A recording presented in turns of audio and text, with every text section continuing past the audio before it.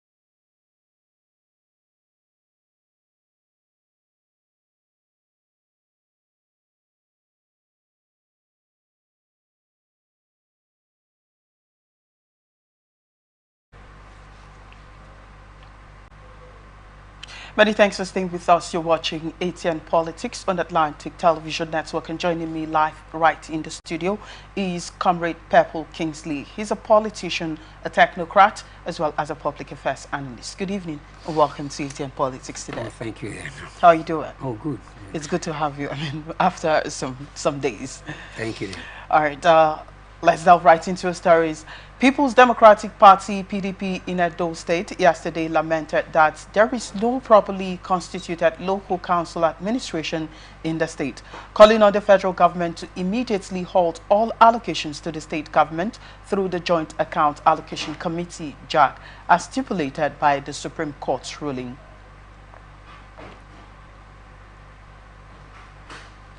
The PDP noted that revenues collected are not accounted for and are being diverted, describing the situation in the state as clear executive rascality and impunity taken too far by the governor Monday Okpebholo-led administration.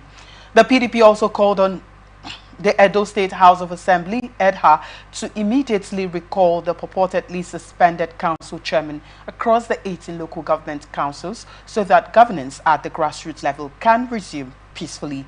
Briefing newsmen in Benin, the chairman of the Edo PDP Caretaker Committee, Dr. Anthony Azegbemi, expressed displeasure at what he termed an unhealthy situation in Edo.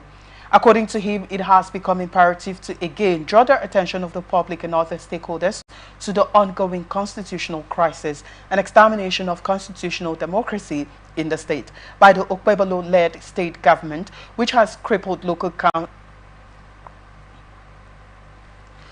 council administration and placed the state on the brink of an unprecedented crisis, chaos and anarchy. Azegbemi called on the Attorney General to immediately halt all allocations to the state government through the Joint Account Allocation Committee, JAC, as stipulated in the Supreme Court. Well, Comrade Purple, this in somehow it tries to look like what is actually happening right in River State today. The PDP are urging the federal government to halt allocations in Edo State following Supreme Court's rulings, and so many things are going on in Edo State right now. I'd like to get your take on this one.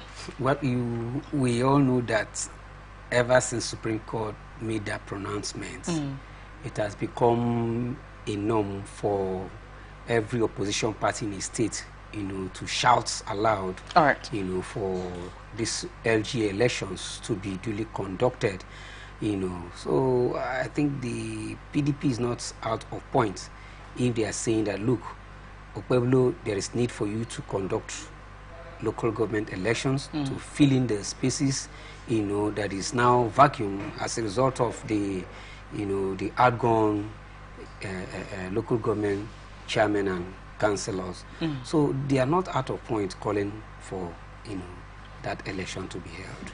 So I think he should work towards that, And they saying that the allocation should not be released. Yes, like you said, it's just as good as the same thing in River State. It is that if you don't conduct the election, allocation should not be, given out. And by the way, before you even dismantle the former local government council chairman and the councillor, before you, let them go, there should have been the preparation and, of course, elections in place. But the reason that he didn't do that, I cannot tell for now, which is not right before the pronouncement of the Supreme Court. All right, we've also seen the Edo State House of Assembly. They are also caught in the web of this as well. What would you also have to say as regards to this? The Edo State House of Assembly being called in to halt, yes, because of course they are the, first and foremost, the right persons to make such a call for a halt of, taking money from their federated accounts. So they are saying these people should do that because they are the right people. I think they are not out of points. You can't just jump from outside and interfere in government's transaction and then say they should stop.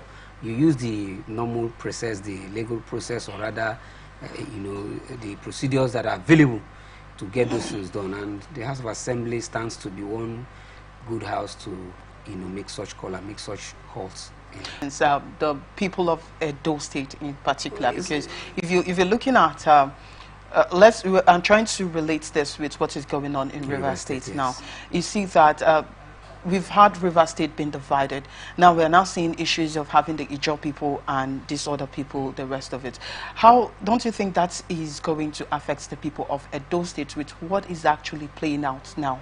Well, there is no way to not affect them because, of course, if the governor is not able to draw money, let's say peradventure, federal government halts the payments, and the governor is not able to draw money from that federated account, whatever project he has to get done for the people will not be done. So definitely the people will suffer. It's not a matter of if they will. They will surely be the one that will suffer all of these things. So that's why it's also important for Pueblo to look at these things critically and then facilitate the process of this election as quick as possible, reaching out to their, resident electoral commission. All right, then moving on, we'll take a look at our next story now. Former governorship candidate of the People's Democratic Party (PDP) for Lagos State during the 2023 general election, Abdulaziz Adedira, popularly known as Jandor, has officially returned to the ruling All Progressives Congress (APC). Jandor announced his readiness to return to APC yesterday during a media briefing held at Liberty Place, Ikeja, Lagos. According to him, President Bola Ahmed Tinubu, his chief of staff, Femi Gbajabiamila, and President's son, Sheyi Tinubu, played a major role in facilitating his return to the APC. He said that his decision was driven by his desire to contribute to the progress of Lagos State and his belief that unity among progressives is essential to achieving the collective aspirations of the people. Adedira, who explained that his journey in the PDP during the 2023 gubernatorial election was driven by a sincere desire to win for the party and serve the people of Lagos State, however, noted that working within the fold of the APC offers a more viable platform to deliver on his promises of good governance for all Lagos residents. PDP's former governorship candidate assured his supporters that his decision was taken with the best interests of the state at heart and urged them to join him in embracing the new chapter as they work together to build a Lagos that works for everyone. Meanwhile, a public affairs analyst and convener of Reset Lagos PDP, Dr. Adetokunbo Pierce, has described the departure of Jandor from the PDP as a welcome relief. According to Pierce, Jandor's exit is a positive development for the Lagos State PDP. Meanwhile, the publicity secretary of the APC in Lagos State, Sheye Oladejo, yesterday dismissed insinuation that Jandor was planted in the major opposition party to destabilize it towards the last general poll. Well, this is, I'm trying to get my head around why Jandor had to even leave the APC in the first place to the People's Democratic Party. And all of a sudden, he's now coming back to the APC. There have been some sort of speculations, actually, on social media and everywhere. Some politicians rejoicing while some are saying, no, this is not a good move. In fact, the PDP are also saying that it's such a relief for them because they felt like he's been planted into the PDP to cause some distractions and order, or to destabilize. I think that's the word they use, to destabilize the party. Let me get your take on this one. Okay, they wouldn't say he came into PDP to destabilize PDP as a party. All right. I wouldn't agree with them. You understand? I would not agree with them. He was looking for a platform to actually run the race. You know, he was a candidate, right?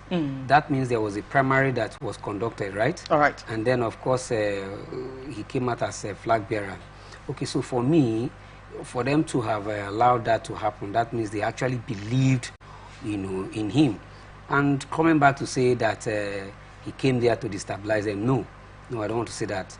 That is the truth. No, that's not the truth. Now the question is, what happens to the APC that he left to the PDP, and then all of a sudden he's now defecting to the same APC he left? There is something you need to realize here. All right.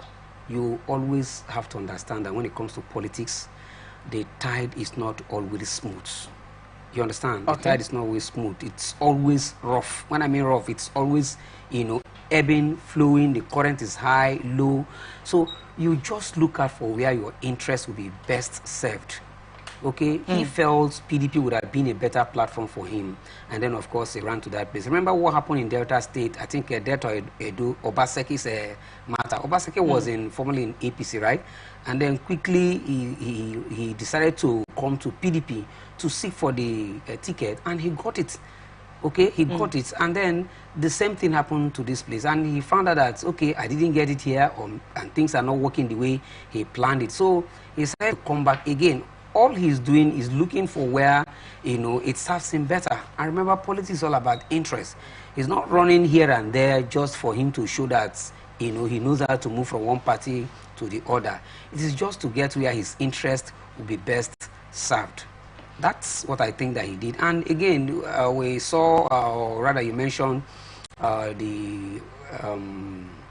there's a Femi Gbajamila. The support from yes, Femi yes, and Gbajamila, support from Tinubu's son, you know, trying to get him back.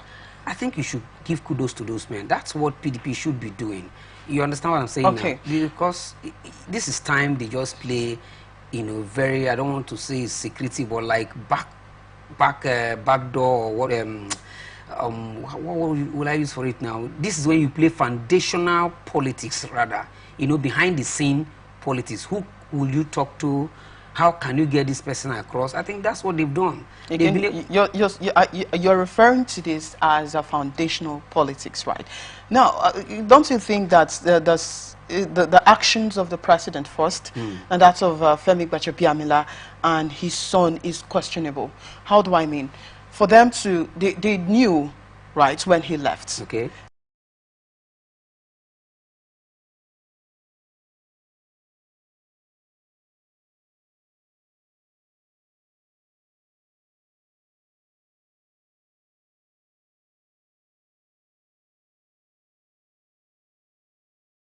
It should be the interest of the people. And now, from what is out here, it doesn't seem as though the interest of the people is paramount at this point in time. So I'm looking at the fact that, or don't you think that the interest of let's say the president and the president's son is playing out right now in this case? You see, there is something you need to understand, and understand that one very well. Okay, please. Before you give life to somebody, or before you even give anything to somebody, it is something you have.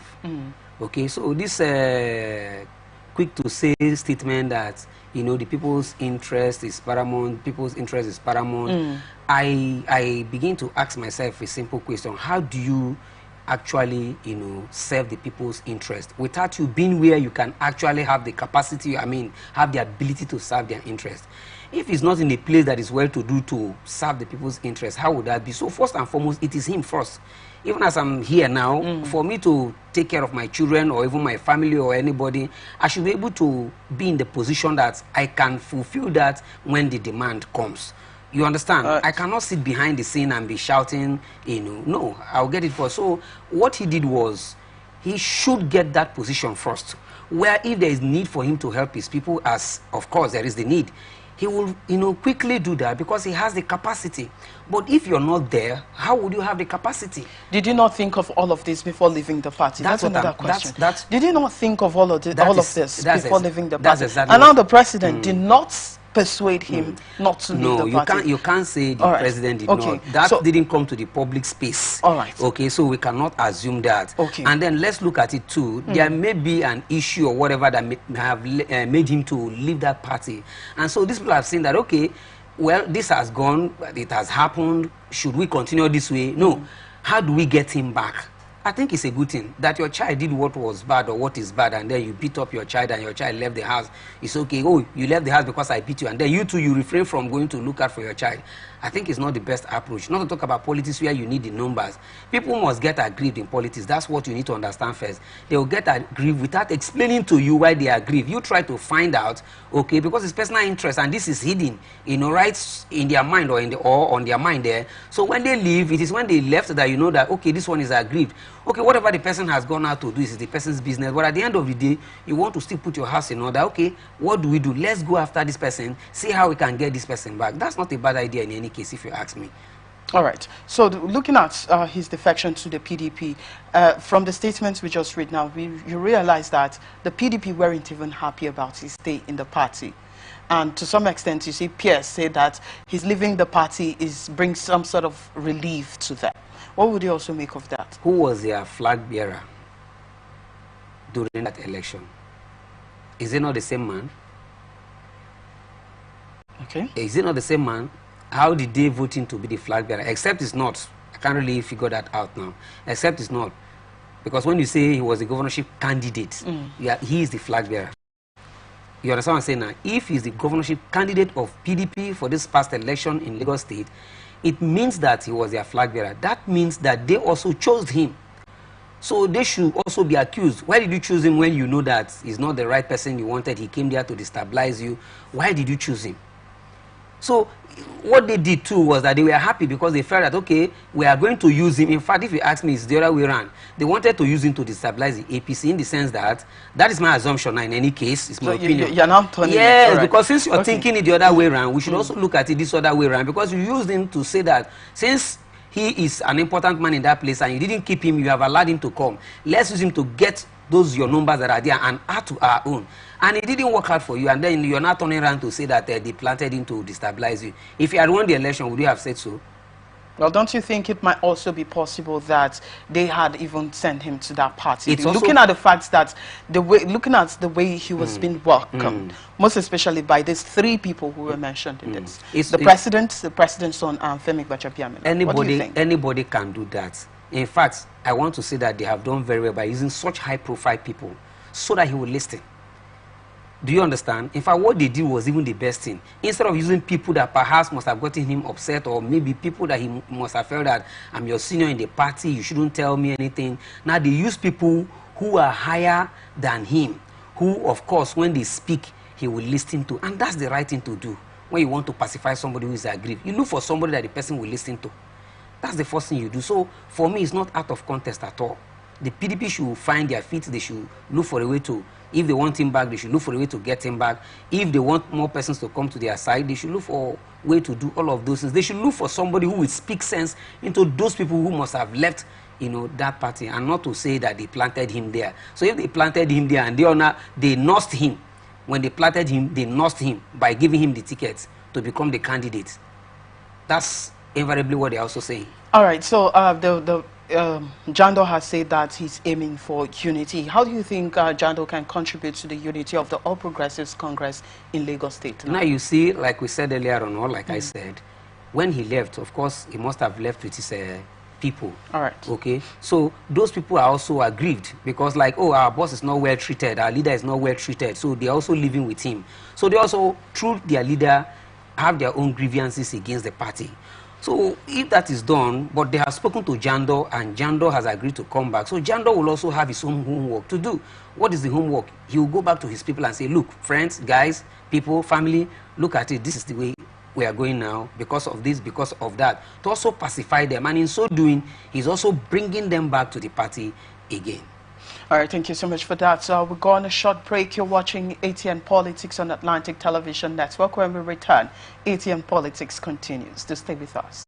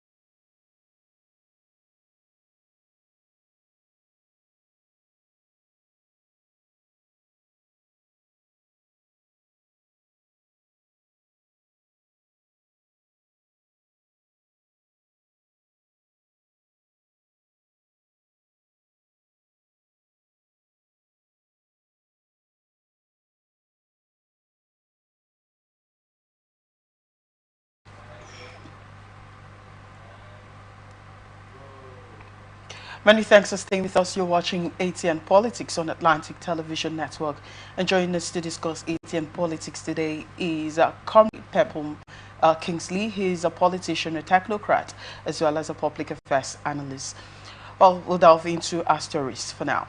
A chieftain of the New Nigerian People's Party, NNPP, Buba Galadima, has claimed that the Social Democratic Party, SDP, is a factionized extension of the ruling All Progressives Congress, APC, being used to further decimate the opposition in the country. Galadima stated this as a guest on the media this morning. Atn recalls that there has been a wave of defections to SDP, with former Kaduna Governor Malam Nasir El-Rufai among leading political figures to have joined the party. El-Rufai, who quit the APC after weeks of criticizing the party's alleged lack of internal democracy, urged other notable politicians to join the SDP in a bid to defeat President Bola Tinubu in 2027. However, Galadima fled the calls to join SDP, which he described as an appendage of the ruling APC. According to him, the NNPP, as a principled party, would not form any coalition for the sake of it. All right, Comrade Kingsley, we were actually discussing this yesterday, where the SDP were saying, wow, they've learned from the PDP, they've learned from the APC, and then come 2027, they're going to emerge victorious. They're going to emerge the ruling party in Nigeria. So, and I was wondering actually how possible that will be. Let's begin with that before we delve into the main stories. What do you think? You can't say it's not possible. So I'm wondering how possible that is. Well, it's very possible. Okay. Very, very possible. It depends on how APC, play their cards. If they don't play well, be sure that the people will, back out from voting them. So, I mean, you should also understand that it's politics that people go out there to vote. It's not a thing that maybe President Bola Tinubu will sit back and say, everybody vote for me, and they just rush at him and then vote him. No, people still have their choices, when it comes to election time. So if they didn't play their card very well and SDP did what, the people appreciates and values, okay, it can possibly happen.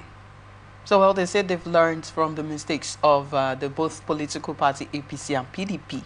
So that's another weak point for weak points for other opposition parties as regards to that. Well, they should say so, because of course all eyes are watching what is going on. So yes, possibly they must have learned from the mistakes of both parties, but that's not enough to say that you're going to unseat them.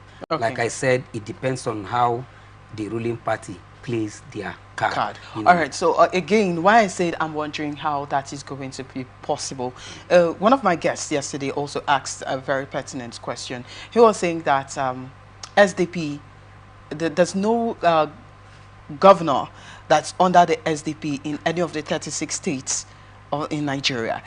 And he was also wondering how that will be possible for them to emerge victorious come 2027, considering the fact that there've been no no governor under the SDP party.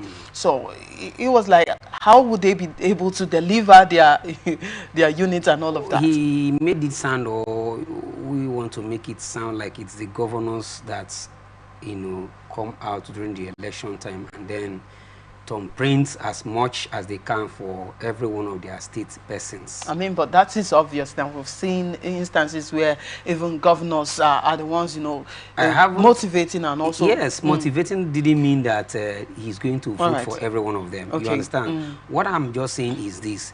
Yes, governors can influence the, voting pattern of their state. I agree with you.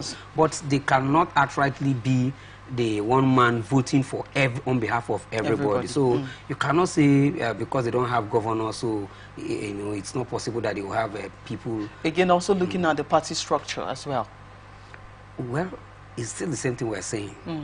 It's still the same thing we're saying. I'm not saying that it's a sure thing that they must take over from APC. No, but I'm saying that if APC, if they don't play their cards well, if they don't just play their cards well, the opportunities for them to, get off the presidential seat is likely to happen. All right. So, do you think this is about card playing? How well do you think they can play their card well? Well, if Nigerians are happy with the governance of APC and they really did well, of course, they really do well before the next election, be sure that people will want to say, okay, they've done well. Let us still give them another chance. Okay, so you're saying that people were happy with the APC's administration before 2023 when they voted the president into power. Well, 2023. Well, like I said, if they play their card very well, okay. Possibly, if you look at what happened even before APC came on board, people were tired of the PDP. All right. Okay, they wanted to test and try something new. Okay. You understand? That's on the same basis I'm also telling you that if the people see that what the APC is doing is not what they actually wanted, there could be that tendency that, you know, people will look out for another political party to take over. Whether it's SDP, ANPP, PDP, or whichever party, you know, it mustn't be SDP or NPP or PDP in any case. All right, because I'm also asking because I saw the wave of what Labour Party did 2023, okay. Right? But they still were unable to, you know, to emerge victorious that 2023. So I'm also wondering for SDP anyways. Yes. It's just a thought, actually. Yes.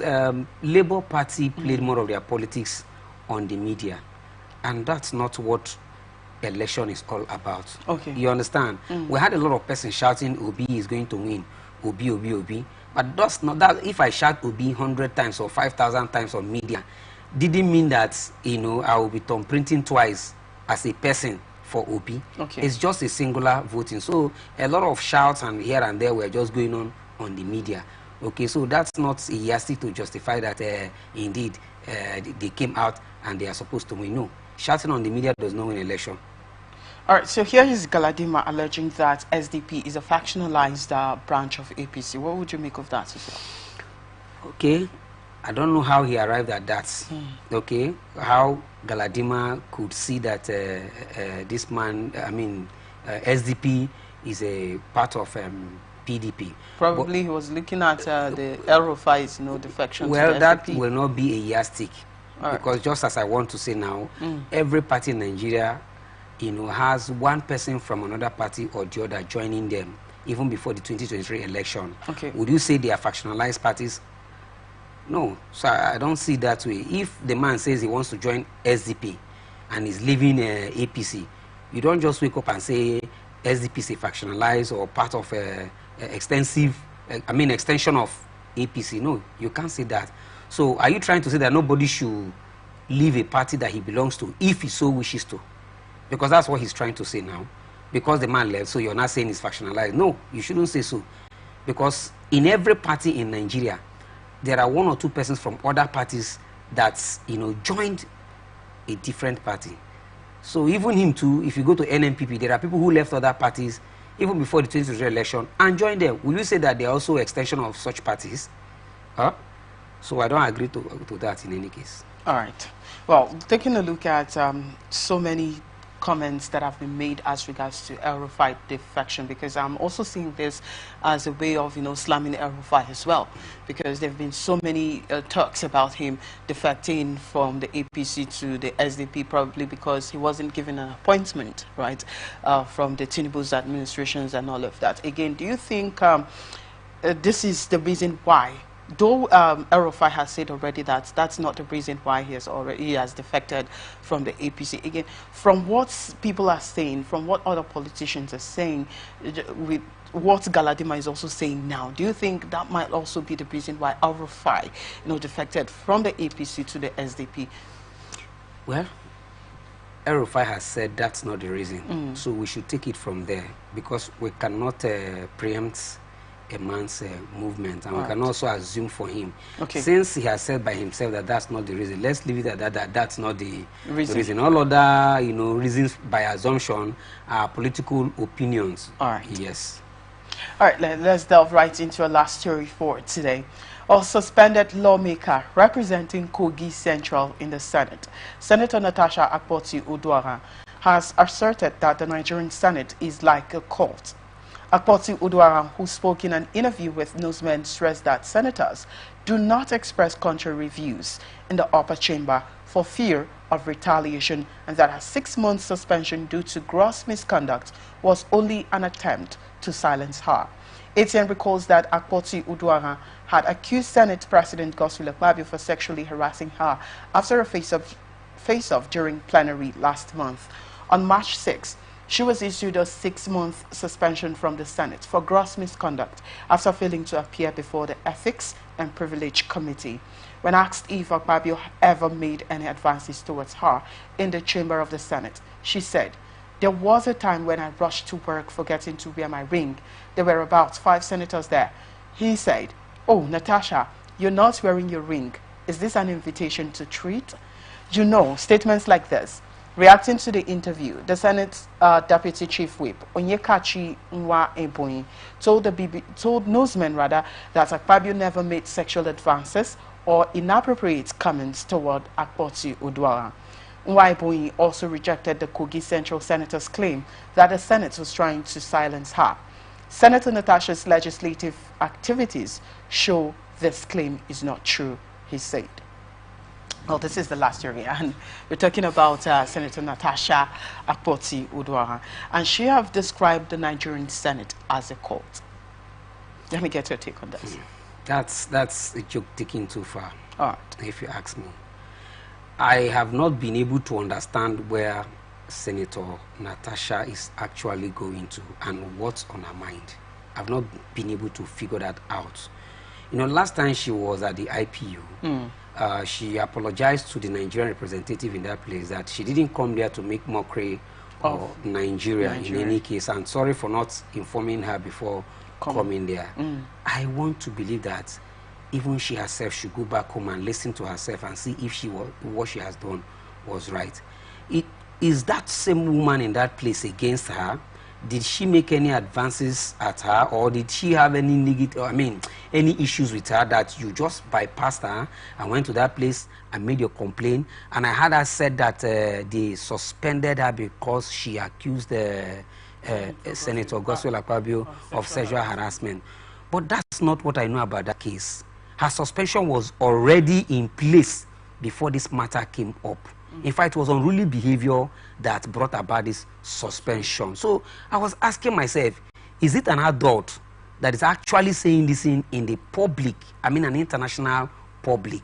Thank God for the president of the IPU who said we'll also come home and then hear from this other side. Okay, well, before the face of, sorry to interject, before the face of they had at the plenary, she said there have been several forms of intimidation and harassment, and that she kept quiet about all of this. So at that point where her seat was changed, she could no longer take it any longer. She said that was the last straw that broke the camel's back, and she had to react to it. Already knowing very well that definitely she was going to be suspended. Mr. Peter, sorry.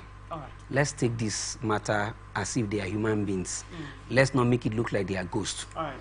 Whatever you're thinking writes in your mind, I